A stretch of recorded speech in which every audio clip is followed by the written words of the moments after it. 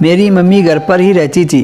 कुछ दिनों के बाद उनकी नौकरी लग गई तो वह सुबह 8 बजे चली जाती थी और रात को 8 बजे ही घर वापस आती थी। और मेरे पापा सुबह 11 बजे घर से ऑफिस के लिए निकलते थे और रात को 10 बजे आते थे। और मैं सुबह 11 बजे से रात को 8 बजे तक घर में अकेली रहती थी।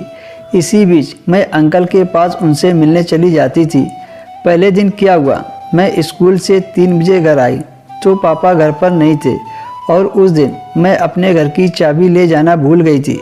मैं हमेशा ही अपने घर की एक चाबी अपने साथ रखती थी, पर उस दिन मैं चाबी ले जाना भूल गई थी।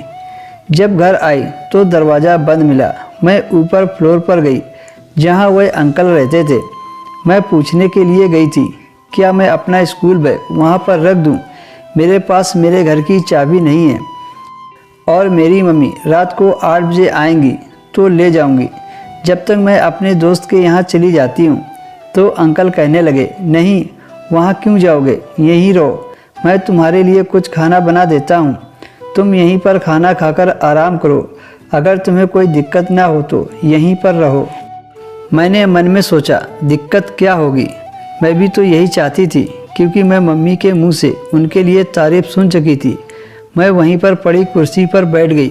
वो तुरंत ही किचन में गए और मेरे लिए कुछ बनाने लगे। वह 2 पराठा बनाकर लाए और हम दोनों ने साथ में मिलकर खाना खाया।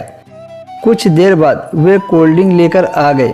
मैं तो पहले से ही उनकी दीवानी थी। मेरी नज़रें उनको अलग तरीके से देख रही थी। आप तो जानते हो मर्दों को तो बहुत जल्दी पता चल जाता है और उनकी नज़रें भी बार बार मेरे ऊपर टिक जाती थी और वह मेरी खूबसूरती की तारीफ भी कर रहे थे। मैं सब समझ रही थी और वह भी मुझे समझ रहे थे। अब मैं ड्रेस चेंज करना चाहती थी तो अंकल ने कहा, अंदर जाओ और मेरी बीवी के कपड़े पहन लो। मैं अंदर गई, एक बड़े गले का सूट पहन लिया। जैसे मैं बाहर आई तो अंकल देखकर बोले, तुमने तो मेरी बीवी को भी फेल कर दिया। मैंने पूछ लिया, कैसी लग रही हूँ? वह बोले, बहुत ही सुंदर हो। मैं बोली, आपके इरादे ठीक हैं? वो बोले, पहले तो ठीक थे पर अब तुमने ख़राब कर दिए। मैं बोली, मैं सब जानती हूँ कि तुम मेरे से क्या चाहते हो। वो बोले, जानती हो तो आ जाओ बेडरूम में। मैं उनके साथ बेडरूम में चली गई और कई घंटों तक मज़े किए। यही क्रम हर रोज़ चलने लगा। यही थी मेरी कहानी।